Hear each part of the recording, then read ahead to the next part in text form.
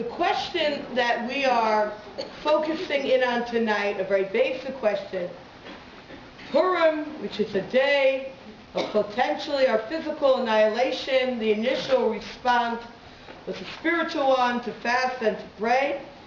Hanukkah, which is the potential spiritual annihilation, our response was to go out to war.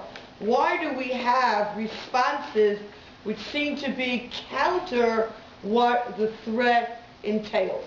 That's the one question I'd like to ask, but only answer it at the end when we can fully appreciate a deeper dimension of what Hanukkah is all about. What was it that the Greeks wanted to do? What was the Greek agenda? So Rav Yaakov Hillel, in a very beautiful sefer on the Moadim called Jacob's Ladder, notes the following. The Greeks, source 7, if we can share sources, that would be great, didn't want to kill us. They wanted us to assimilate. They wanted to cool down our religious fervor. They wanted us to study their philosophies and indulge in their sports. The Greeks wanted us to be like them, not a holy nation that believes in a spiritual dimension in existence, but rather to keep everything down to earth. What you see exists, what you don't see doesn't exist. Scientifical, logical, academic. They didn't want us to feel that by doing the mitzvot that we would become holy. Don't believe the Shabbos is a holy day and the other days are mundane. No. If you're smart, you work hard, you'll make money. It's in your hands. It's the eat, drink, be merry, for tomorrow you will die. It's living very much in the here and now. And they had no problem if we would embrace Judaism in source 8 as a cultural value. You want to study your Bible for history, for lore? Please. If you want to eat bagels and lox on Sunday morning, gesundheit. You can be as much as you want a cultural Jew, but don't believe in all of this religious aspect that's going to make you unique, distinct, different. That is why part of the prohibitions that they had were not keeping Shabbos, Bris Milah, Rosh Chodesh, those signs that mark a spiritual difference both within ourselves physically as well as within the time within the week. Our response, and this is the next page, is that with every mitzvah we do, we say, Asher Kedishanu Mitzvosav Etzivanu, who has sanctified us with his commandments, the end of 9. Hashem imbues us with sanctity each time we do a mitzvah. The Greek decrees were designed to uproot this belief, to uproot the holiness of the Jewish people. So the war with the Greeks was really a war, a fundamental war on how do we view the experience of our lives. While the Greeks said, be very concrete, live this world, enjoy this world, what you see is what you get. Holiness, sanctity, you don't see. It's this, esoteric idea. Leave it. Rather embrace our mentality. And that's why in 11 the real battle was a battle of the spirit. The Greeks opposed the Jewish belief in spirituality. Hashem made the miracle of the oil to teach us the truth. Don't be fooled. The oil comes to say, you won on the battlefield, but the real battle was light against darkness. The light of Torah fought and triumphed over the darkness of Greek wisdom. That was the real war. One tiny flame of pure light dispelled vast expanses of darkness.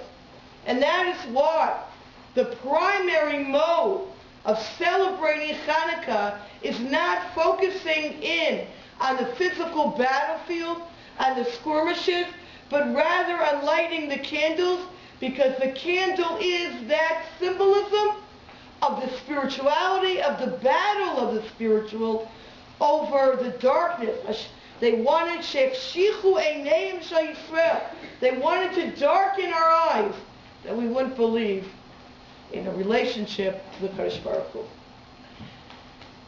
You know, sometimes in learning, you come across, it seems to be a random idea in the middle of nowhere that expresses in a very succinct way certain basic fundamental aspects of Yiddishkeit. And one such idea is found in source number 10, which is above 11. It's a Klei Yakar, not written by the same Klei Yakar as in Chumash, on Treyasar, on the Haftarah for this Shabbos, Parshat Vayeshev. We have also a Haftarah board as well. The Haftarah speaks about the Chasdei Hashem, the kindnesses that HaKadosh Baruch Hu did to Klal Yisrael from the time we left Egypt to the time we entered Israel. And one of the kindnesses that is mentioned is the following imagery. Vashmid Piryom Imal. It's describing the Amorites, how HaKadosh Baruch Hu destroyed them. And the imagery of the Amorites was, I will destroy their fruit above, the Sharashav Mitachat, and their roots below.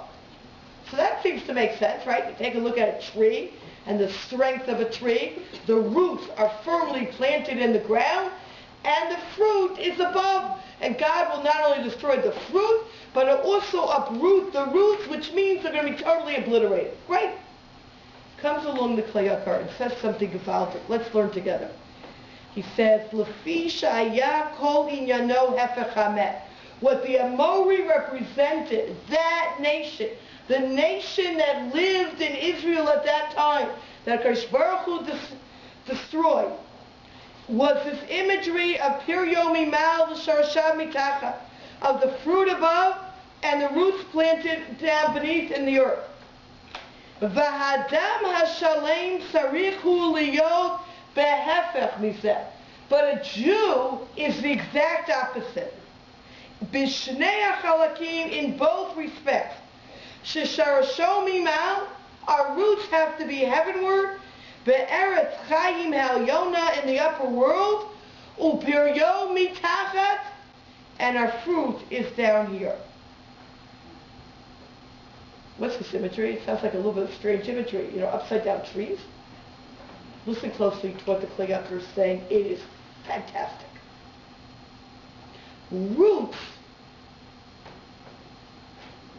reflect our point of departure. Roots are our place of nourishment. Roots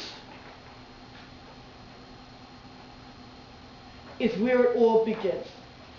Are our roots on earth, which means that we view this world from an earthly perspective? Or are our roots in heaven and we view this world from a spiritual perspective? If our roots are in heaven, yes, our fruit is below. That which we do is grounded on this earth. But the way we look at this world comes from a different perspective. Let me give you a simple example. You know, someone once said to me, you should never give examples that don't show you in a good light. I'd say it's good to give realistic examples. So I'm ignoring them.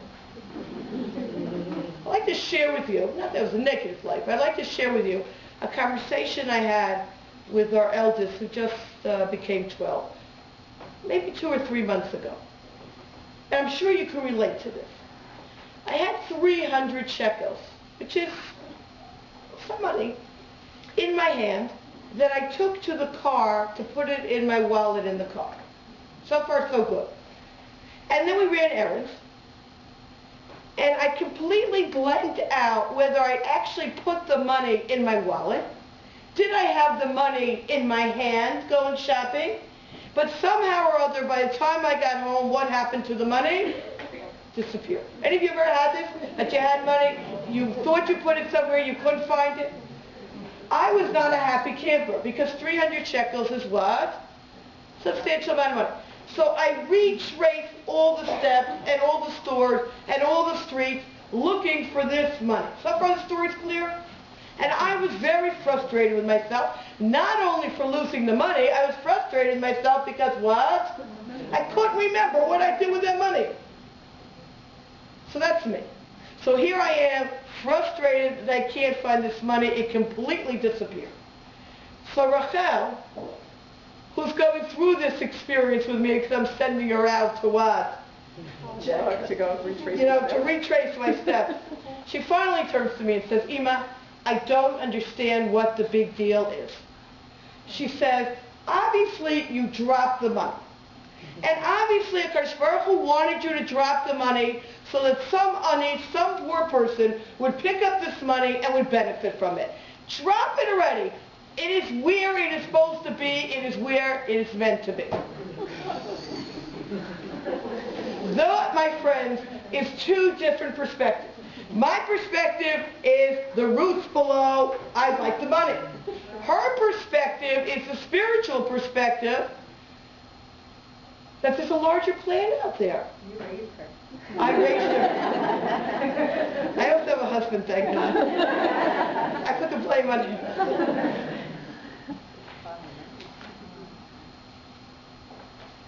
But as simplistic as the story is, it reflects a certain depth of vision of how do we view situations, frustrations, and aggravations in this world. Are we able to see a larger spiritual picture, or are we totally immersed in the here and now of our physical limitations? We can just put our annoyances on vibrate.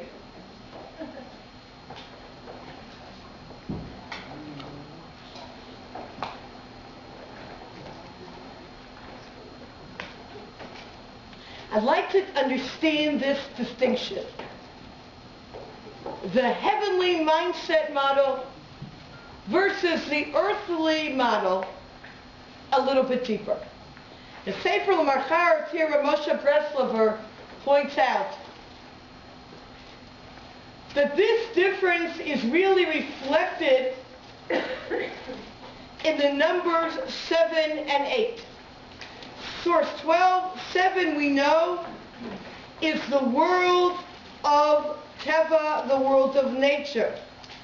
The first pasuk, Reshis Bara, has 7 words in it to teach us L'rmoz al haolam shenivra b'siman sheva.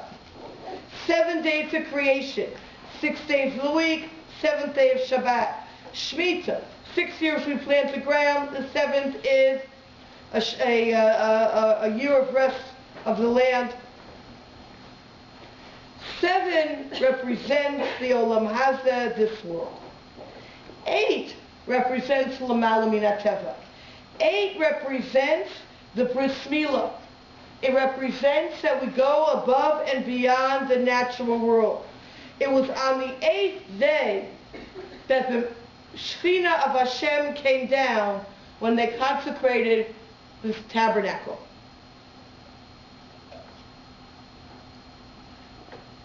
The challenge of being Jewish is to be able to recognize that we don't only live on the plane of 7, which the world around us lives on, but we have a shaykhus, we have a connection to the world of 8, to the world of L'mala min haTeva, above nature.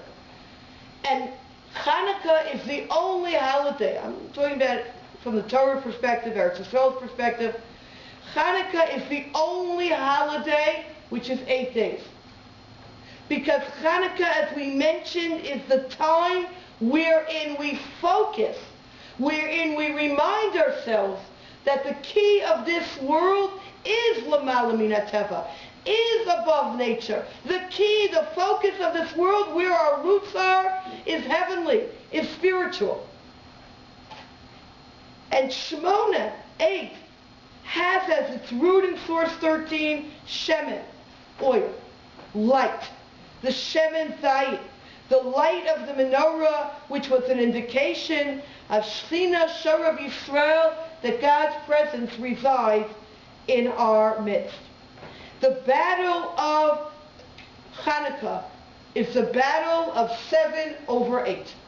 Do I live my life totally immersed in 7, or I'm able to live my existence here with a mindset of the 8 of the spiritual? The Talmud of2 goes one step further, and he says, where you see this so clearly depicted, and I think this idea, personally, is absolutely brilliant, is if you had to take one letter in the Hebrew alphabet, which would symbolize the world of 8, the world of the spiritual, which letter would we choose in the Hebrew alphabet? I was going to say, don't say that. I think that's a good guess. Yud. Why Yud? What? It doesn't have any space. Good. Good. The Yud, which is like a breath, a dot, represents that Pintalayit. Chazal tell us, Ki B'ka Hashem Sur Olamim. With the Yud and the Hey, those two letters, Hashem created the world. Hey is created this world, the Olam Hazeh. Yud, with that letter, Hashem created the next world. Obviously, it's very deep symbolism, but I'll be there pashtus just on the level of simplicity. The Yud is the only letter that does not hit the ground on a line, right? Aleph, Bet, they're all on the line. Gimel, Dalet, Yud, that Pintalayid, that Jewish spark, that flame, that breath, is the only letter that doesn't hit the line. That's what a Jew is about. That's what 8 is about. That's the spirituality of a Jew. Now listen to this. This is dramatic. The Greeks in Hebrew are called Yava. This is the asterisk in 16. What is the mindset of Yavan? Is to take the Yud, which doesn't even hit a line, and the next letter is the Vav, which is the Yud elongated to the line. And the third letter is a Nun Sofi, which is the Vav that goes below the line. This is the idea of Tit Hayaven, of going down into the abyss. Greeks were to take that Yud, we're to take that Pintalayid, we're going to bring you down to earth, and not only bring you down to earth, we're going to have you submersed into the physicality of this world, that you're going to even be below the line. That's the challenge. That's the mindset of Hanukkah. That's the battle. Where do we stand?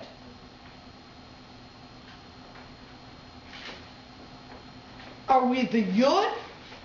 Are we the Vav and the Sofit? That doesn't mean, and let's understand, that Judaism is not into beauty. Beauty is a wonderful thing. In fact, Rachel Imenu, Yosef Atzadik are described as how? Yefei Toar v'Yefei Mared. They're described as beautiful. But you know what the Reframing HaKadosh says? He says the idea, and this is 17, of Yefei Toar is from the Lashon Or, light. You know what it means to be Yefei Toar? They have a zohar, a shining aspect of their face. There's a haras panim. There's zohar kedushas haneshama. It's not only the physical aspect, it's a spiritual aspect connected to the physical. And that, my friends, we all know, is what life is about. We believe in beautiful things. But what do we do with the beautiful things? We turn Yefei Mareh into Yefei Toar. When we buy a beautiful outfit, we say it will be for what? It will be for Shabbos. We buy beautiful silver. We buy Chanukah. We buy Kiddush cups. We buy Lechter. We buy things that we can connect it to Kedusha. Because we understand that the physicality in this world is so limited. We know. We're not going to take it with us. And that we know that if we live a life just accumulating more and more and more for the sake of accumulation, all we have is what? Stuff.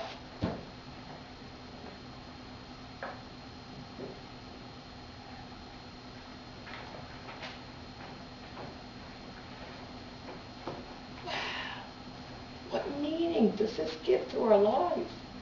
It's amazing. We can transform an entire physical world into a spiritual entity. We move backwards. Take the Nun, we move it up to the Vav, up to the Yud, and say our lives, whose focus is the Pirio, Mitachad and Shorashav Mimal, whose roots are above, we say our whole focus is how can I live this world as a spiritual entity. Treats for kids is Shabbos, is Rosh Chodesh. Something special. That, my friends, on the most basic level, is what we're celebrating on one level on Hanukkah. We're celebrating the number 8. We're celebrating the Shemin. We're celebrating the light. We're celebrating our ability to extricate ourselves from our Greek mentality around us and begin to introspect and ask ourselves, how can I live a more spiritual life? How can I infuse spirituality in the mundane that I am doing?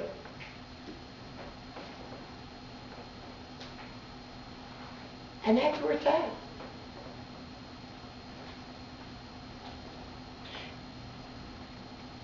And that's the beauty of living.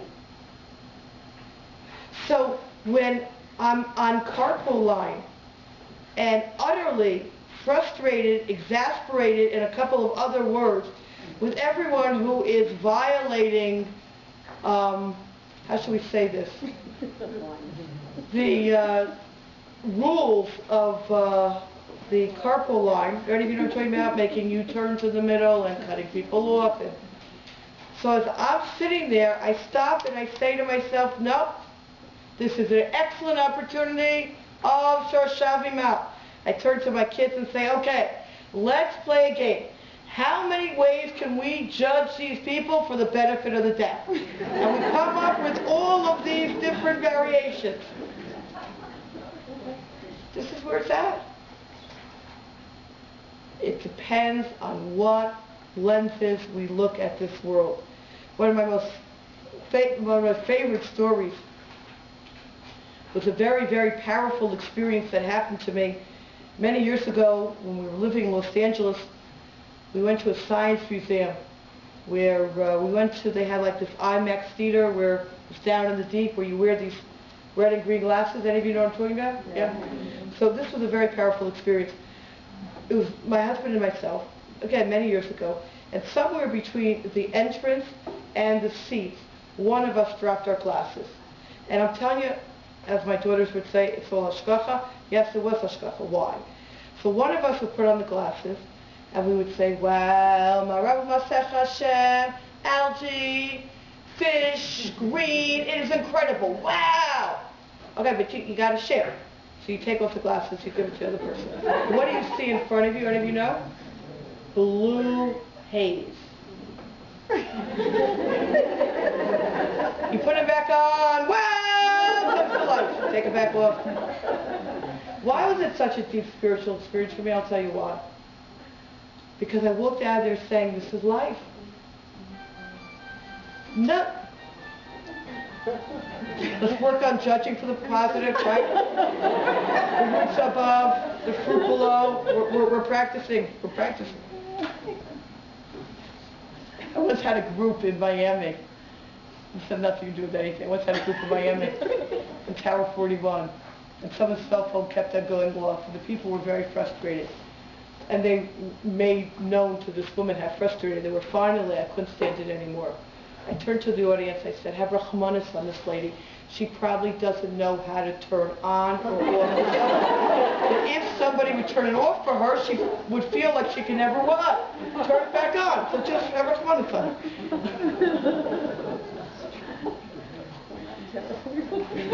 her. Anyway. The experience was such a tremendous experience because just like nothing changed on the screen, it was the same screen. The only thing that changed was the glasses. That is also true of the world we live in. We see that haze, we see that physicality.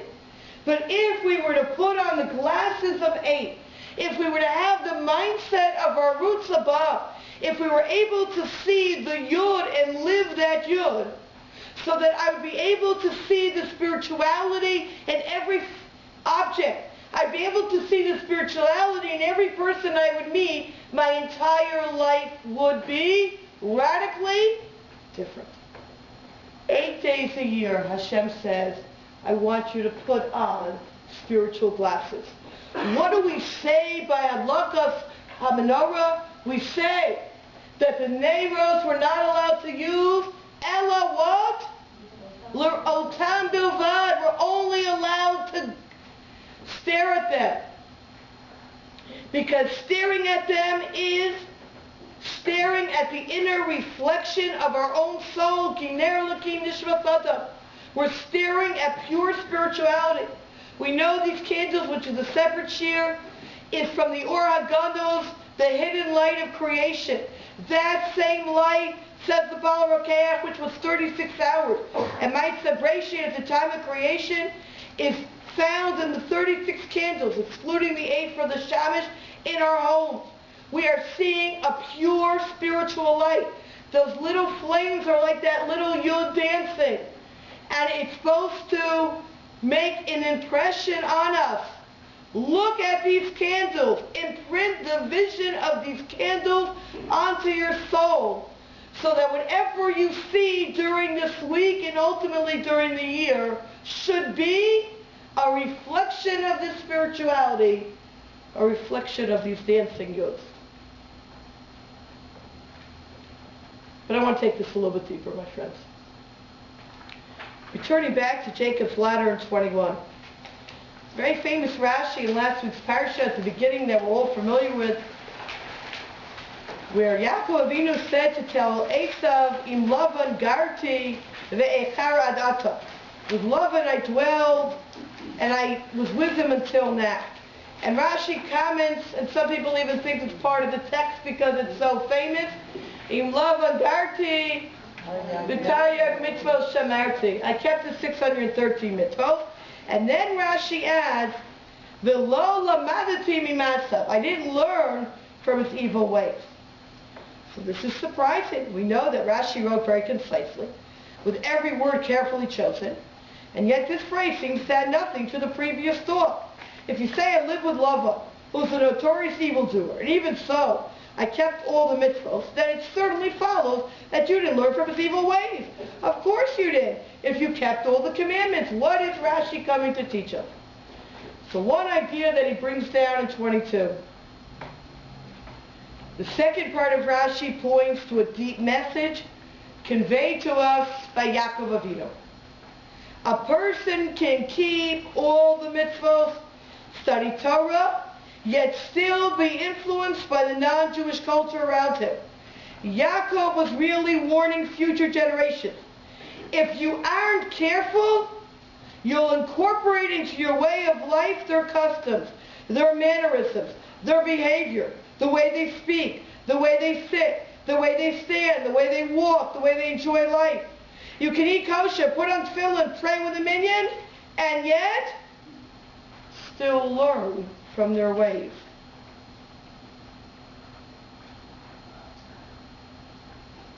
And that, says Rav Yaakov Hillel,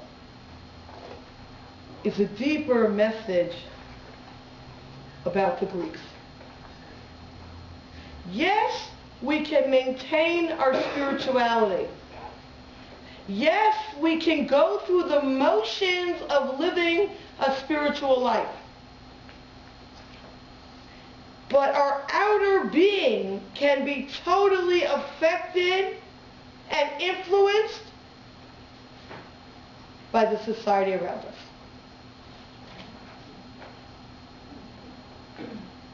The way we speak, the way we interact. It's as if we're caught between the Vav and the Yud. Yes, we want to be spiritual, but at what expense? What do our children dress up as on Purim? What type of knapsacks do our kids go to school with to learn Torah? When they pull out a chumash, what do they call it? Logo, insignia. Do you know what I'm talking about? It's found on their knapsacks. That, my friends, is the challenge of the world we live in. We have one foot in each door.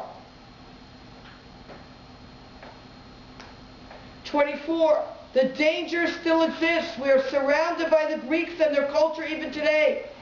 They want us to give up our religion, our way of thinking, our ways of feeling, our ways of acting, our customs, everything. We have to know that we must give our lives for these things. Without that attitude, we can even keep the mitzvot, but still be in danger of assimilating. We have to know that the Torah changes us and makes us holy people. It brings sanctity into our lives. So I don't speak the slang of the people around me. And I don't gossip the way the people that work around me gossip. And I have a different set of what is correct when I interact with people. So that yes, I'm at the workplace, but I insist that they call me by my last name, not by my first name.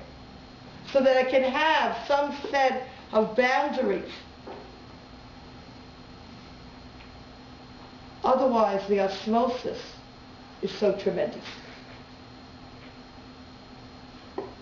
The styles, the dress, the language. When you look at somebody, you wouldn't even know that they're Jewish.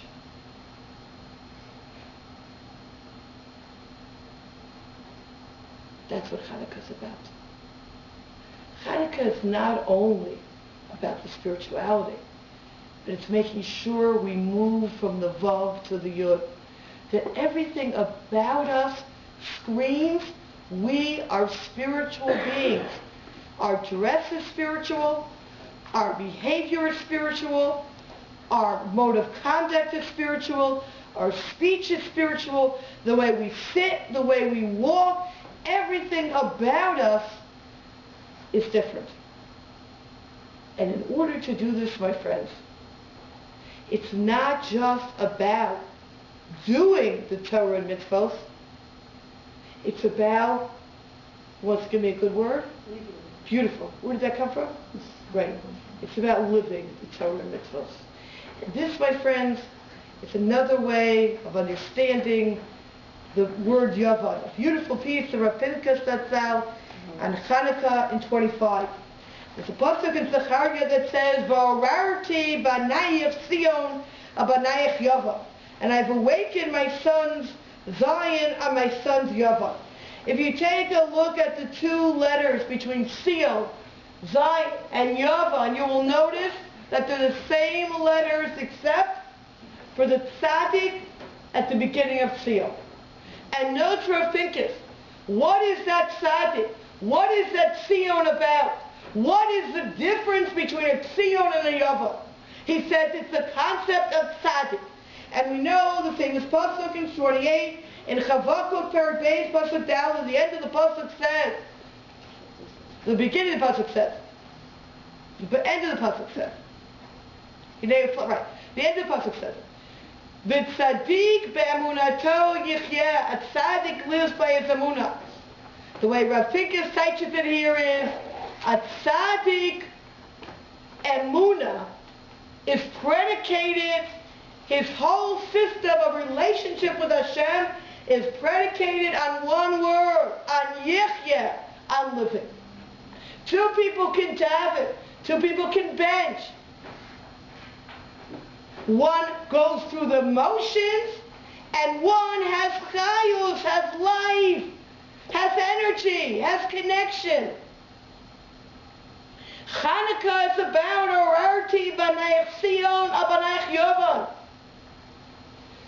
Hanukkah is about not just defining ourselves spiritually, but it's about being able to internalize that spiritual message in everything that we do. So Hanukkah practically, if we don't daven, to daven the week of Hanukkah. If we daven, to at least say every word. If we say every word, to at least have kavanah. Put in some energy, put in some thought.